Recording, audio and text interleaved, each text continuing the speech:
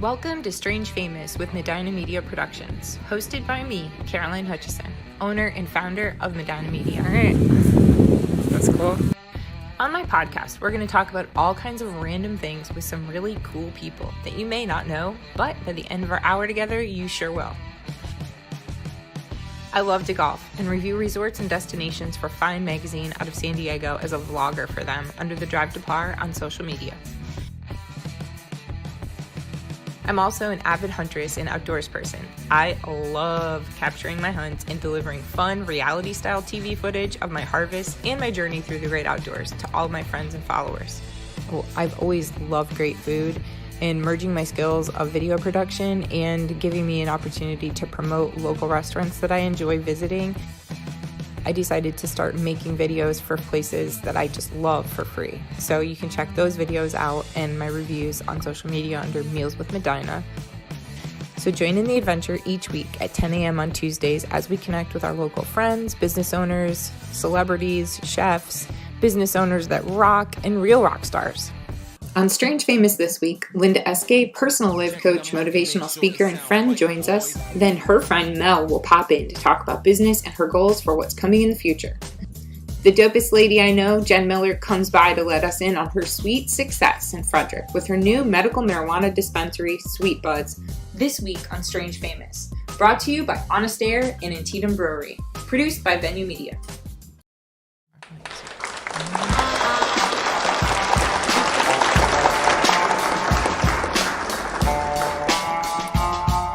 Good morning, everybody. Good morning. Good morning. All right. Welcome to Strange Famous, week 5. I can't believe we made it through 5 weeks already and nobody's got arrested yet. This is great. Yet. Yeah, the fire marshal hasn't come in and shut us down. Nothing magical like that. So here we go. I'm Caroline Hutchison. I'm so excited to be here today with 2 of my favorite people. This is really, really an awesome day. I am the owner of Medina Media Productions. I'm here at Venue Media in Hagerstown, Maryland with my good friends Linda Eskay over here on my left, your right. She is a motivational speaker, life coach, visualization master. She's going to help us learn a little bit about how to maybe manifest some things in our life today. I like that. And over here is my golfing friend, dancing friend, drinking friend, all kinds of everything friend, Jen Miller. We have some crazy adventures together when we get together. And she's the owner of Sweet Buds Dispensary in Frederick, Maryland. So I'm super stoked to have her here to talk about all the benefits of medical marijuana, how you can get in, talk to them about, what they do, and maybe answer some questions for you that you're wondering. And come on, ask us questions. If you have questions about anything that we're talking about, feel free to jump in, comment, and we'll answer those questions live for you on the air. So first I want to talk to Linda. Linda, if you don't mind introducing yourself, talk a little bit about, who you are, why you're here, what we need to know about you. Well, I'm here because I hired Caroline to do my social media management and just really blow things up. I'm really excited about the journey I've been on and my path and where I am now, and just sharing everything that I've learned with people and being able to see clients really, really transform their lives, get rid of the limiting negative beliefs that they've picked up along the way.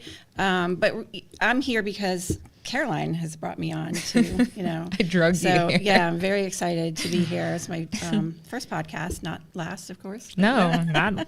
You might have your own podcast. Who knows? You know what I mean? Yeah, and I guess we'll talk a little more about what I do. You can talk about it now. Later, so what do you? So for me, visualization. Before I even knew that you existed, right? Before you even came into my life a few years ago through coffee connections at Holly Hills.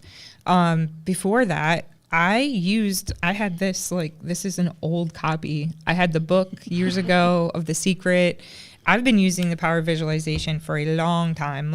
I've been divorced for 12 years. I think as soon as I went through my divorce, I started realizing I've manifested this existence where I'm not happy, and it's my choice to live there or move on and make a better life for myself. And as soon as I started believing that I deserved that, it was it just started happening, So I believe 100% in being able to manifest your own life. And if you see and feel that you deserve better, you'll get it. If you feel like you deserve less, then guess what? You're going to have less for sure. Yeah. Perfect. So, I mean, when you started telling me this is what you're getting into, because I bought into you as a person when I met you. I bought Legal Shield from you because I was like, this lady's cool. I like her energy. That's why I bought from you. It wasn't because I was like, oh, I've been dying to get Legal Shield, but I believed in what you were doing, you know? So I was like, you know what I mean? Yeah, like you meet people and you're like, oh, they have a good energy. Whatever they're doing, I want to be a part of it. So when I met you, that's kind of how I felt. And who knew that it was probably because we were both this type of person, even at that time, like subliminally maybe. Oh, the universe like is always spiritual. working. Yeah. To So we're on that us. vibration, you know? Yeah, so, for sure. so how did you go from Legal Shield to what you're doing right now? Everything that I've been a part of the last 3 years didn't really make sense, except that when I look back, I can see why.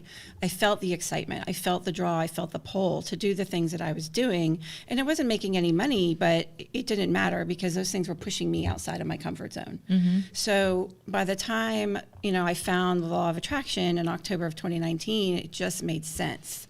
And I was really, really drawn to it. And then I found my teacher and mentor, Nick Bro, who is an international breakthrough specialist and law of attraction guru. And he just helped open the pearly gates and everything made sense.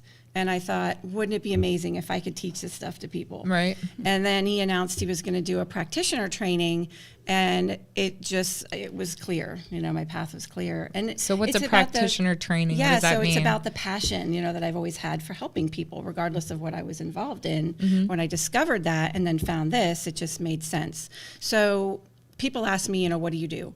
And the answer is I help people solve urgent, costly, frustrating, seemingly impossible problems that they haven't been able to solve, no matter what they've tried.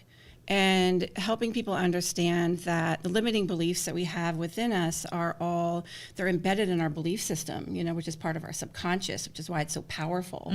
We feel paralyzed by fear of failure, procrastination. Why can't we do the things we want to do? Why can't we live the life we know we're meant for more, And so when I found the secret to helping people get rid of those negative limiting beliefs and emotions so that they can go on to pursue their dreams and their passions. I mean, I was 52 years old when I figured out what I wanted to be when I grew up. And Caroline said, you're fortunate enough to follow your path and do what you love, and you're wildly successful. And but you're like, you get those downloads. You're a gifted, creative person, and that's what you're supposed to be doing, right? And so when I found this, it was like, okay, this is my passion. This is what I'm supposed to be doing. I'm supposed to be helping people. So it's really, if you think about when you grew up, you had a passion, you had a desire. I want to work with animals. I want to do digital media, and your parents teach you struggle and effort, got to go to school, got to get good grades, got to get a job, got to work hard. Like that's the way. Right. Like money is hard to make and life is hard. Right. Yeah. It's not. That's it's what you're supposed taught. to be easy. Yeah. And it should be like money comes easy and life is good, And I'm living proof of that, haven't had a job in 3 years and the money just shows up because I believe, and it's a very freeing way to live. Totally. I've been a professional golfer, hunter, make videos, do social media stuff, make video reviews for restaurants. I mean, all this random stuff. And some of it's never made me any money, but it's made me step out of my comfort zone or build relationships that have turned into money somehow, it's not always like, oh, this is a money-driven product. This podcast isn't a money-driven product. This is just a relationship-building tool that has substantially grown my business in a matter of 5 weeks. And it was just an idea, a few weeks ago. I think if you have a passion for something, then that gives you fulfillment. And then you can just keep growing and learning and starting to do the things that you love and the things that matter. Following your path, and just if you believe, you have faith and believe. Napoleon Hill said, belief and faith, no word is impossible. So when you can get to that place of belief and faith and just it's amazing. You know, you don't have the not good enough is gone, the not worthy is gone, not lovable, you know, not valued. Like, it's amazing when you can get the root. So I help people get to the root of where they pick those up. And what's really incredible is, you know, we develop our belief system by the time we're 5, most of it. You know, we're exposed to conversations about money, politics, religion, what a marriage looks like.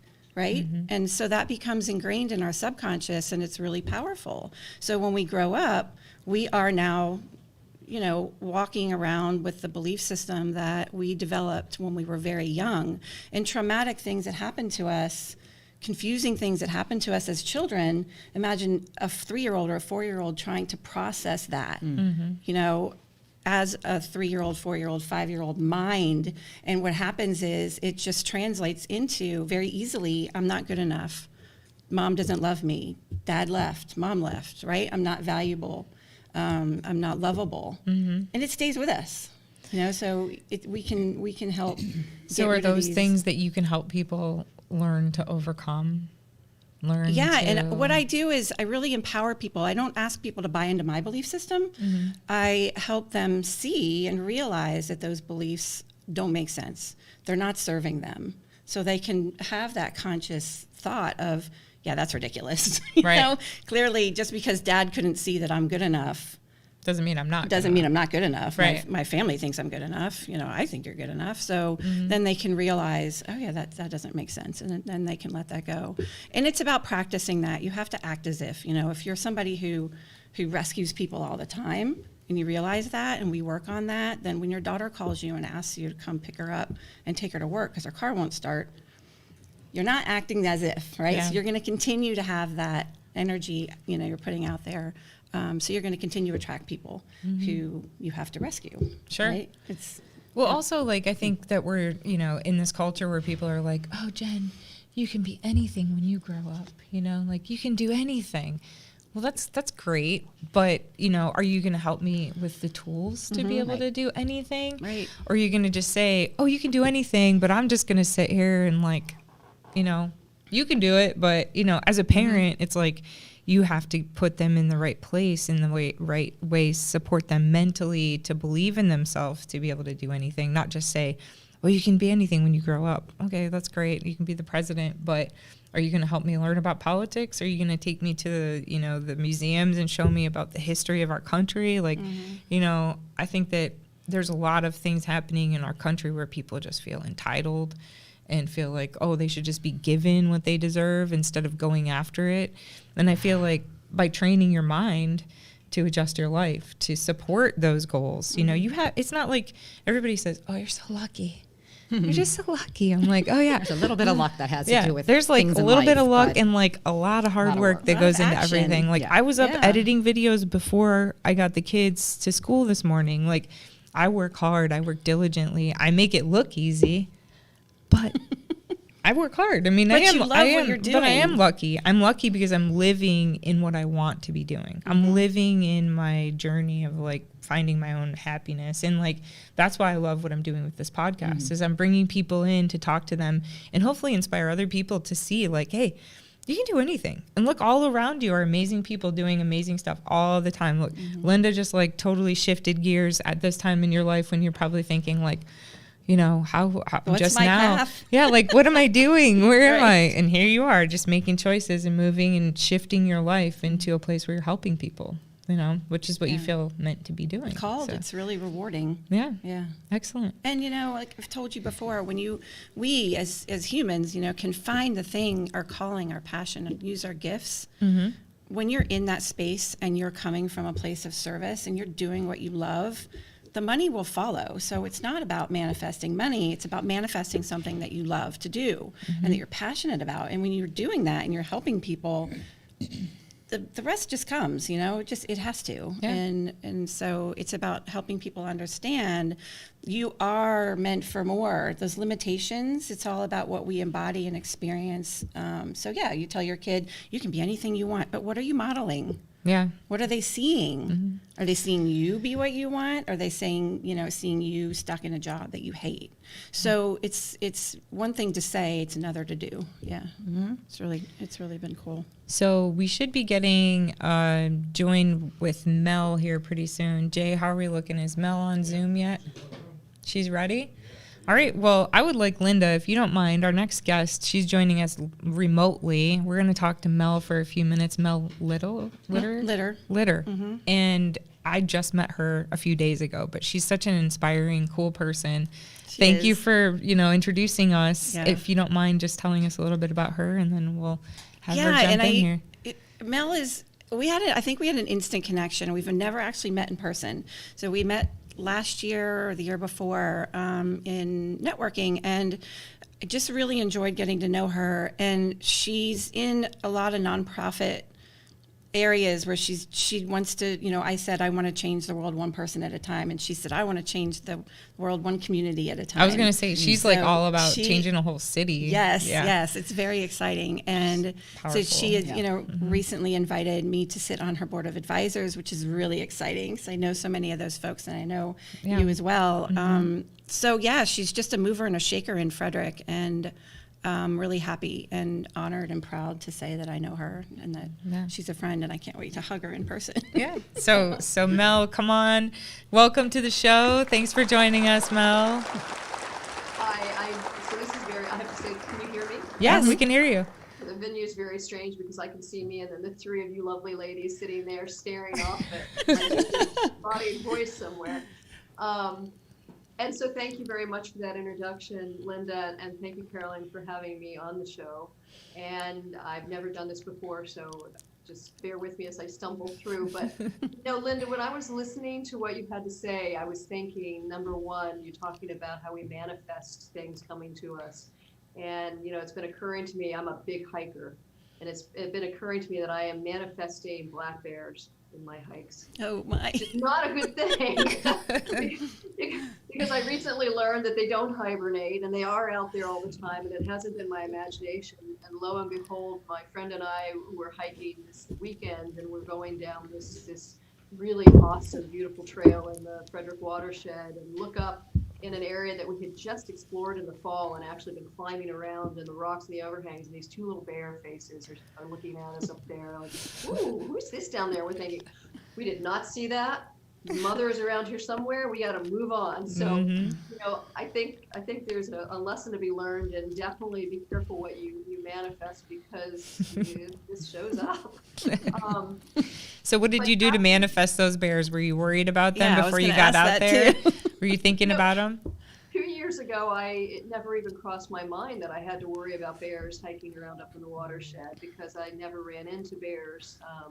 And then I had a couple cross my path last year, and then I still wasn't worried about them. And then I found out they really don't hibernate, so they're out there. And I think the bears are a great analogy for some of the things that we run into in life, in terms of there's these things that are very exciting and you want to see them, but they're also potentially dangerous for us if we really kind of go after them, particularly at the wrong time of our lives. And so to have come full circle, as you all have described, and be following things that I'm passionate about and wanting to have a positive impact on this world for the rest of the life that I have to contribute, is really a core of what I'm about. And it is communities. The communities are made up of people.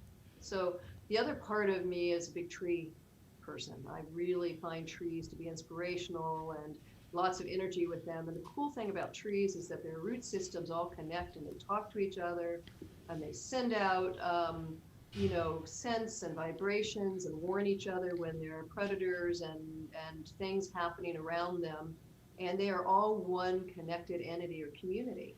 And so my view on what I do with Elemental Impact Solutions, which is the name of my company that Linda has so graciously joined the advisory board of, is to take the places that the communities tend to get stalled, the micro and small businesses, the municipal government authorities, where they're circling in this planning stage, on and on and on, and to accelerate them from that planning stage where all these wonderful ideas and dreams and goals of the people that comprise the community have all kind of gathered together, and to turn that into action.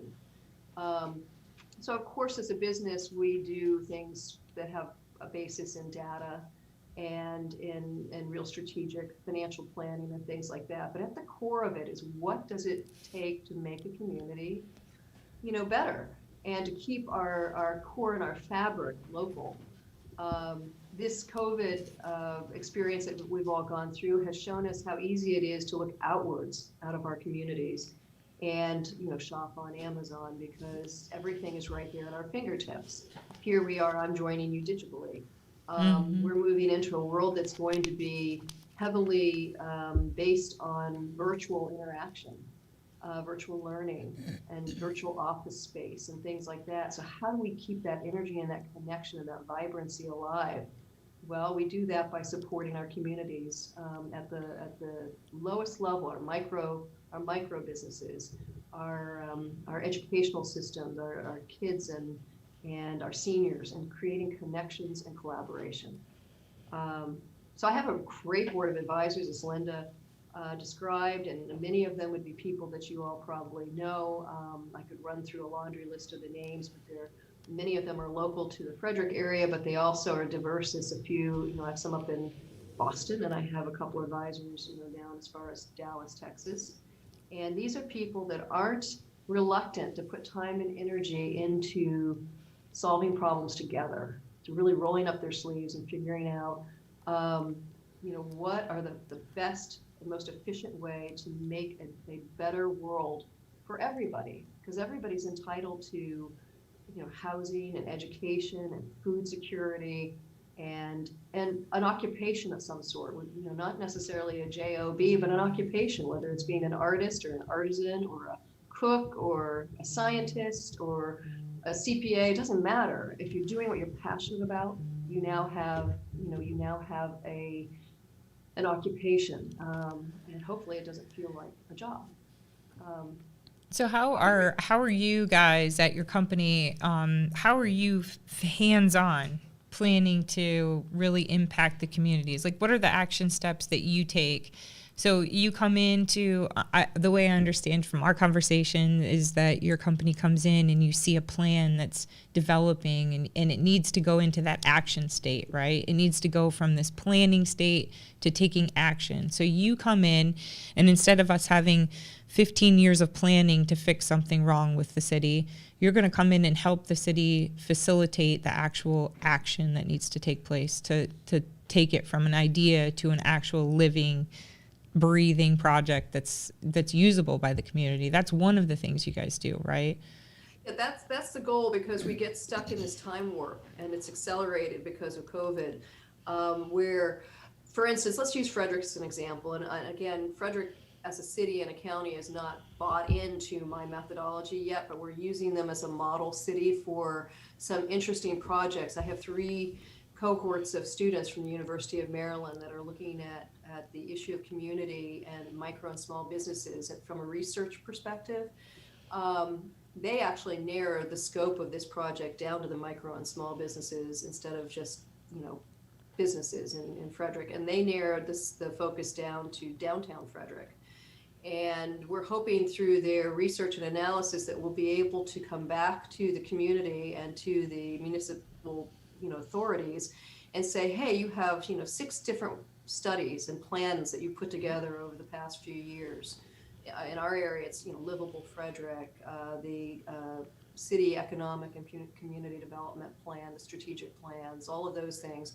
And one group of students, the business school students from the Smith School, are looking at how those plans lay on top of each other, and what the community, the people that live here, have said that they want and need consistently throughout all those different planning processes, what the micro and small businesses have said that they need and want consistently, and then what the governing authorities have said they want and need and think they can deliver. And some of that's based on budget.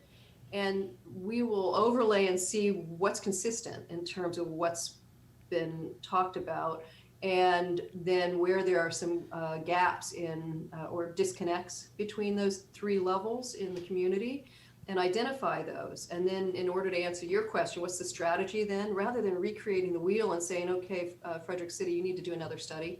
Let's study this. We're saying, let's just move on with it. We already know the basis of what we need. You can certainly enhance, embellish, and study other problems, but we already have a great foundation for creating some equality in terms of jobs and economic situations and all the things we've talked about that are the fabric of community.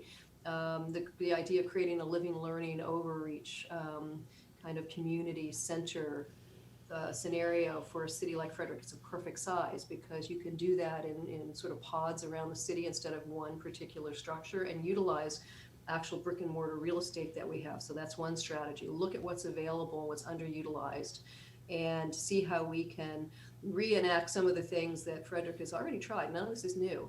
You know, pop-up type businesses, but pop-up type businesses that actually may stay in place and really grow into ownership of their sites and development of their businesses. So small business and micro business incubators that intersect with the wonderful work that, say, FITCI is doing, the Frederick Innovative Technology Center, which is biotech and biomed. And by the way, Kathy Callahan Brady, who heads that, is on my board of advisors as well. You know, there's an intersection of everything in this community. Our advisors run from people like that to people that are, Robin Cole from Cole Pictures, who does videography, and, Sage Harper from Apollo, to Josh Funk. Most people know who Josh is. Xavier Bruce, who is now the commander of the NAB Vets, the National Association of Black Vets, out in our area of the state and the region. People that are really looking at bringing together different people. So again, I didn't really answer your question. For the strategy, it's seeing what's out there, trying to identify the common themes of the wants and needs, and then putting in place the teams that you need. So in Frederick, for instance, we already have great people working on great things with great activities occurring. Downtown Frederick Partnership, the Office of Economic and Community Development, the Office of Tourism, all working towards making this a vibrant community. But there are other players we can bring in to build out those teams and add a fresh energy and perspective, and perhaps, really be able to move the community forward and get people to start thinking locally again, rather than looking outside the community. Let's look inside the community. So back to the University of Maryland student researchers, we have a team over in the Information College, and they're the data geeks. They're the ones who know how to really find out, what's in our online virtual marketplaces, what kind of directories do we have, are our micro and small businesses being captured in those databases, and then is that information readily available to the public that would want to go and shop or sign up for your services, or sign up for Linda's, or sign up for my services? Can they find us? Right. Do they get a feel for us? Can we do this in a better way? And so they're creating kind of the core that will go behind eventually a technology-based model that is replicable and could go to different communities and could serve as a navigator for nonprofits. So if you come into a community and you want to know what nonprofits are serving underserved high school youth, you're going to start seeing SHIP at the top of that. You're going to start seeing other organizations. So it's a way to connect and then be able to create sub-teams. And that was the design of the advisory board in Elemental Impact Solutions too, was to have a broad range of incredible people that could come in and out of different projects as needed and as they're interested and passionate about the topics. So we have folks on the board that are really involved in environmental issues, that are completely dedicated to green economies and helping our climate problems. I mean, it just goes on and on. So sure. Ask questions. I mean, just. Yeah, I mean, there's so many things that it's amazing, the vastness of the things that you're capable of. I think it's kind of mind blowing. It's hard to almost like wrap my mind around it. Both times I've talked to you about this, it's like there's so many things I'm sure you could be involved in. But Linda, do you have any questions for Mel while we have her on the air?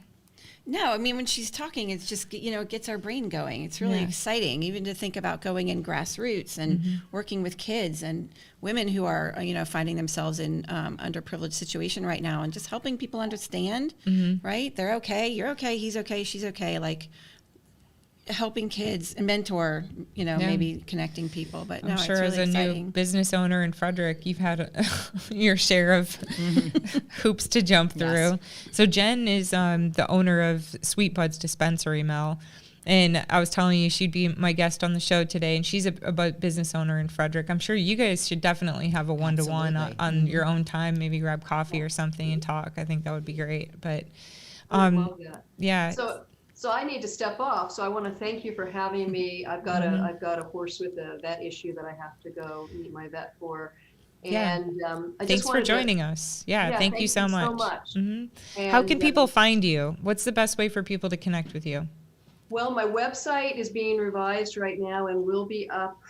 We anticipate by the end of the week, and at least its form, it's morphing like everything. It's growing. That's what this is all about, is being flexible and agile and resilient and growing, and not being stuck in just boxes. So it is www.elementalimpactsolutions.com.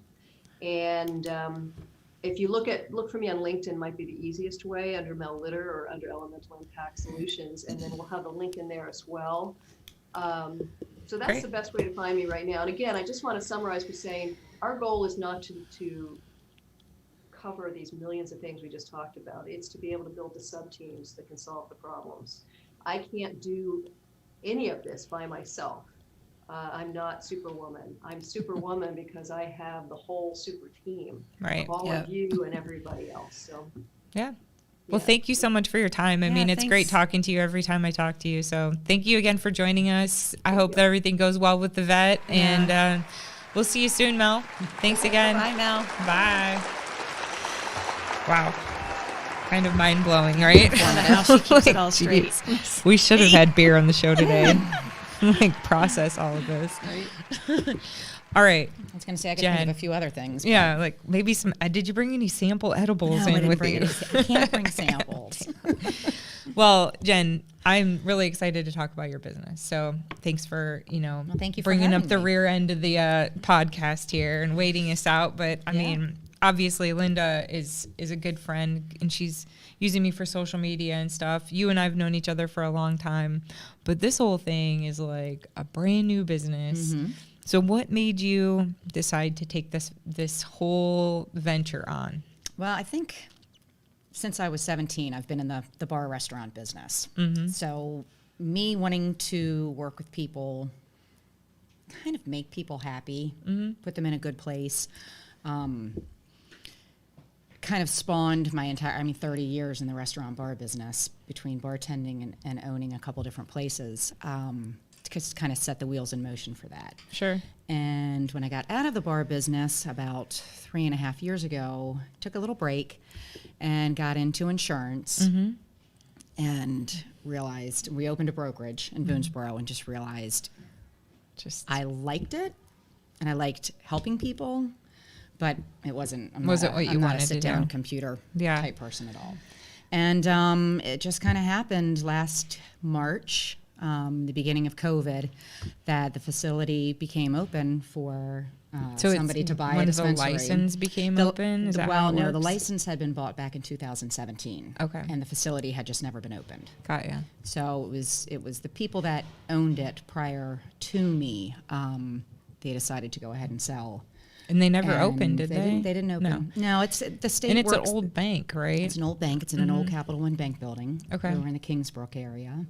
And just went in. I had a vision of what I wanted to do and how I wanted it to look. And it is super cool. Yeah. I was going to say, It is really cool. It's cool. At the intro of this video, after you guys watch the video, if you go back to the beginning, I did put some short video of inside the dispensary. Okay, cool. But you should just go and take a tour. I mean, people can come there. They can come in. They can sign in as a visitor. Yeah, you can. If they don't have their card, they have to have their medical card. But if they're thinking about it, then they can sign in as a visitor and look. Somebody has to stay with them. It's very, very heavily state regulated. So the protocols that they put in place for us and the compliance that we have to follow is just mind-blowing. Well, it's like you go in and there's an entrance and you have to sign in and give them ID and everything, and then they wait to buzz you in till there's someone available. So there's still, even with COVID, it's even more, I'm sure, even more than it was previously, even more secured. Only so many people allowed in at a time, but we do, so we are one of the only dispensaries in the area that allow people in the building. We're fortunate to have a big building, but we also do curbside if there's somebody that doesn't want to come in. People can order online. They can order online. They can call in and order. They can call in and order. They can pull into the parking space, and there's our phone number right there, and they can place an order right when they get there instead of having to pre-order. So let's say I'm somebody, live in Maryland. I've never even considered using medicinal marijuana, but I have chronic headaches, and people keep telling, like, so what are some of the things people consistently come in and they're like, you know, will this help me? A lot of anxiety. A lot of military vets, and we work with the vets. And there's a few new programs between Washington County and Frederick that we are getting ready to team up with some of the vets. Mostly they'll use for PTSD. We've had patients with Crohn's. Insomnia. We've had our cancer patients come in, and that's where the impact for me just really So what hits does me. it help for people with cancer patients? It can What help does with it help nausea. Okay. It can From help their treatment? From treatment. Okay. It can help them. A lot of, I'd have to say, a lot of what I see, and I'm a patient as well, and I use it for sleep. I don't use anything during the day because I'm a newbie. It's got a lot to think So about. when I use too much THC, I get a little like, whoo. So, hide in the closet with a bag of Doritos. So, and my staff knows that. They think it's just beyond funny. So I dabble when I can, but it's not very often. It's mostly in the evening for me to sleep, to kind of quiet my mind, Yeah, chill me out. absolutely.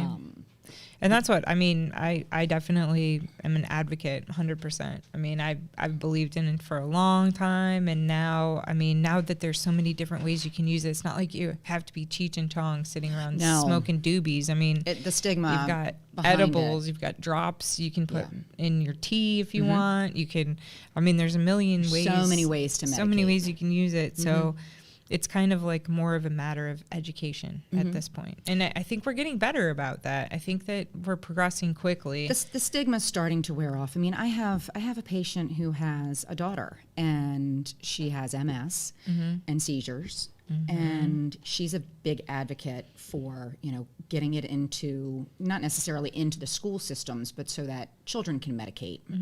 And it's for things, a lot of it, when it comes to that, is a little bit more CBD derived than THC, so you don't get that head high. But what the CBD itself does for your body, and then you add a little bit of THC into it, and it just changes the dynamic of how it enters into your system and what it can do for you. Sure.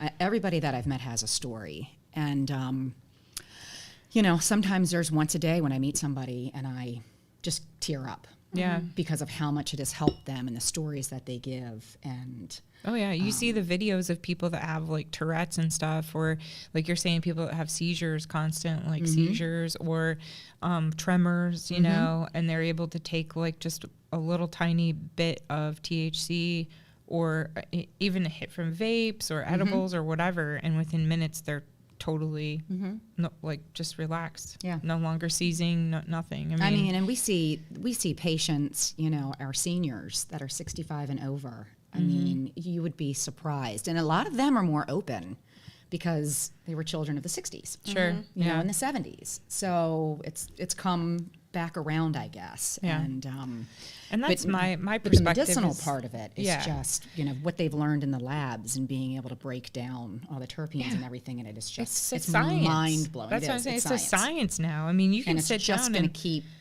like talking to the going. people at the dispensary, like the people that work there.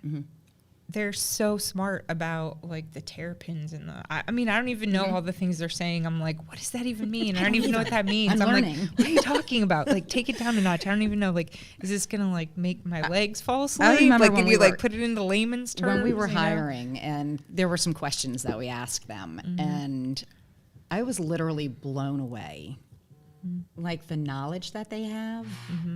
And, you know, People are the main passionate question that about people it. always ask is, does your staff medicate? I said, well, yeah, you know, Right. Yeah. you can't really sell a good wine if you don't drink it. Yeah, it's true. So, I mean, I you mean, can't they know the don't they know trust the a skinny product. chef. You know what I mean? Right?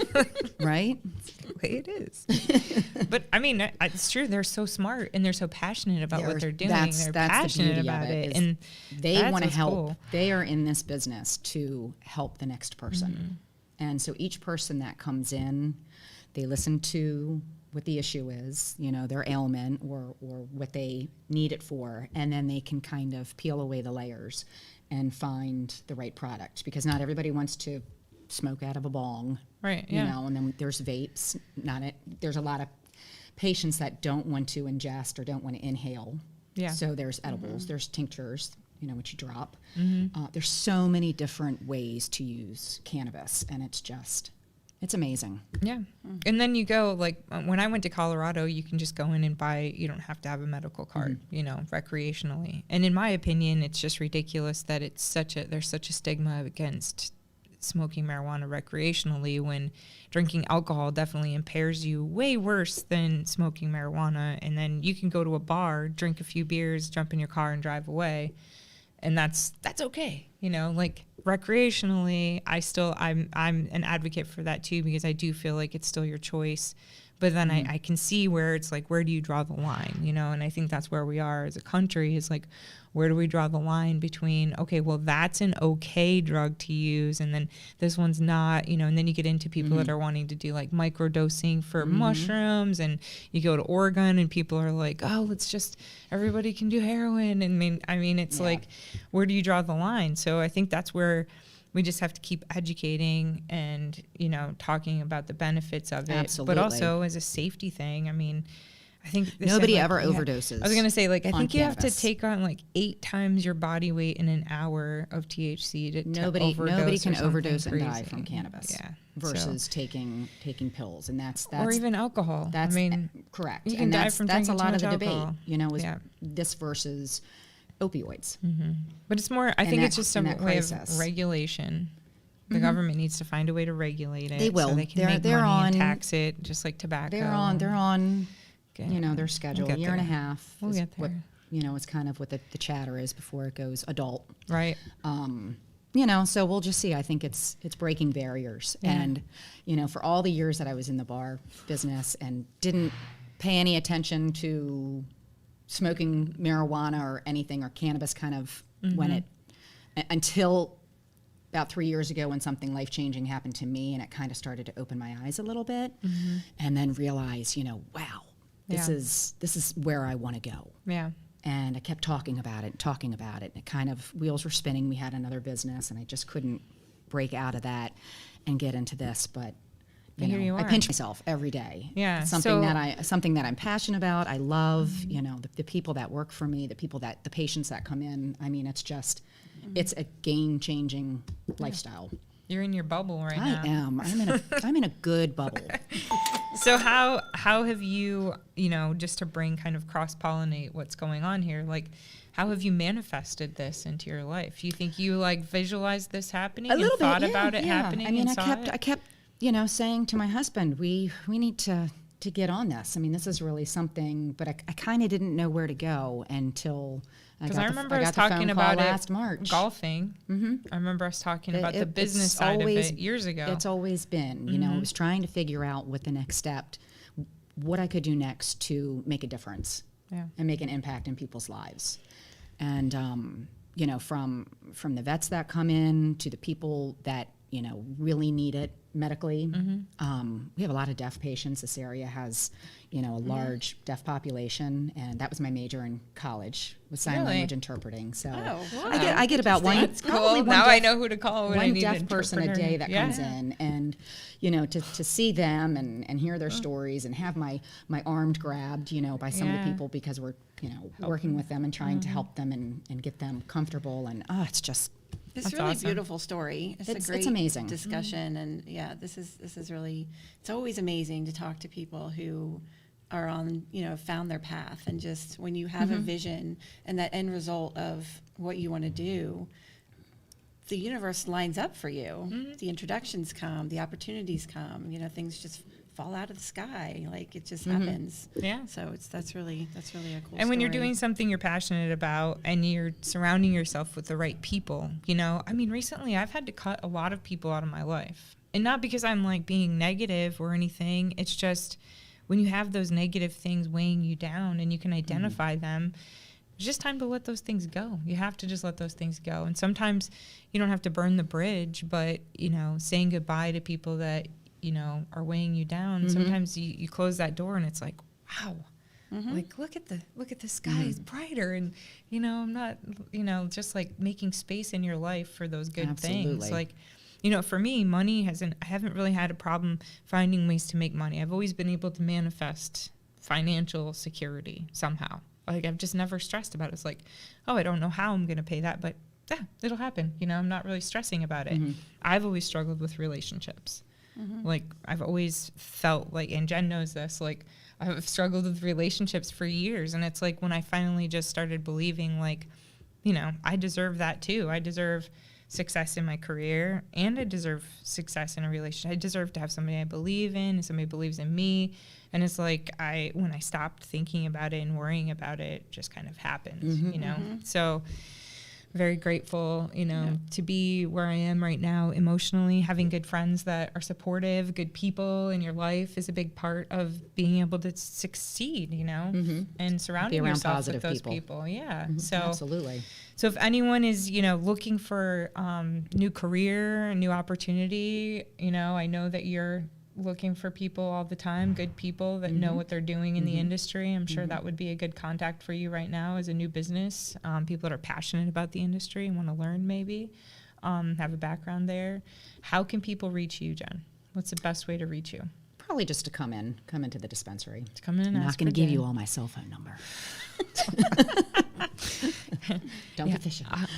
They can also go to your website. Go to our website. What is mysweetbuds.com. mysweetbuds.com. mysweetbuds.com. Okay, cool. Check out the Facebook page, Sweet Buds. If Tag there's them anybody in that this. wants to get their card, I know we have a lot of people that come in because obtaining your medical card, going through their website is a little bit tricky. Okay. You have Who to do have. you use for it, or do you We suggest? so we'll do it for somebody that either can't navigate through, maybe doesn't have a computer. You do have to upload your license front and back, and a picture as well. Don't they know not to call you during a podcast? Spammers. So we do it in-house. We will walk you through the whole process. We'll get you registered. It takes about 2 to 4 weeks for the state to approve. Okay. And then once you get approved and you get your patient number, then that's when you would contact a doctor or a provider that is registered by the state. Is it expensive to do that? It's $50 from the state to register with them. And then the providers are usually, there's a couple places out there that have $22 for vets. And that's for renewal and for the first time patient registration or patient to become a patient. You can't go to like your normal doctor and go, hey, this is what I want to do, unless they're registered with the state. And most of them are not. Okay. So there's like my Green Health Docs. My Green Health Docs. We have some people that are individually that are in practice. A lot of nurses can become providers, and those are the ones that you contact and call to get your card. But if they don't know how to do all that, you guys can help them through that We can help, process. yes. Okay. That's It's the tricky. biggest thing is just like, it's kind of intimidating. And I think people are worried, like, who's going to find out? Is this going to be like public information? And, it's still It a is. new process. It's still a little taboo. Yeah, it's kind of, I know my children are 6 and 8, so going down this road, it's kind of it'll but be it's an interesting. educational process. Oh, absolutely. Yeah. So awesome. Well, I think we're going to wrap up. I mean, it's been awesome having you guys on the show today. If I could just plug how to find me real quick, because I know I didn't get a chance to do that earlier. I'm sorry. Linda's actually my client, and I did tag her Facebook page in this post, but you will definitely be able to reach Linda by... Yes, Facebook, of course. And the certification program that Nick developed is called Freedom Formula. So if you go to learnthefreedomformula.com and go to the facilitator tab, do a search on Linda, my profile will come up. You can contact me there. It tells you a little bit more about specifically what I do and how I help people. And I offer killer gift calls. We call them killer gift calls because they really, really are. So it's about a 45-minute process where I will help show you what dominant negative emotions you're practicing in your energy and your vibration that you're sending out to the universe, which is why you continue to experience a reality and circumstances that reinforce those negative beliefs. Oh my Lord. So you're talking I need about that. relationships, right? I know, and you and I are going to do that together. That if you have feelings of not good enough, whether you notice them or not, conscious or unconscious, if you feel like you're not good enough, you're going to continue to attract people into your life who reinforce that belief and make you feel not good enough. So it's really, really a powerful process and it's fun and eye-opening. I mean, we have a good time with it, but you can circle the emotions throughout the different circumstances and relationships in your life and be like, oh my God, yes, I totally see how that's. I am fucking everything up. Professionally, idiot. personally, and so it's a lot of fun. I had to drop at But least one F-bomb today. Reach out if you want to just money in my learn more store about jar. what I want to do or what I do. Linda. Thank you so much. Thank you. We'll for put this. links This to your has been website in the a lot of comments too. fun. So we'll put a link, the one you just mentioned, we'll put that link in the comments so they can just click on it. Cool. Thanks again, Jen, Thank you. Mel, zooming in, and Linda. Thanks again, Jay from Venue, and Chris for being my designated driver so I can day drink today. Thanks Thanks everybody. everybody It was a for lot of fun. tuning in. See you soon. Bye. Bye.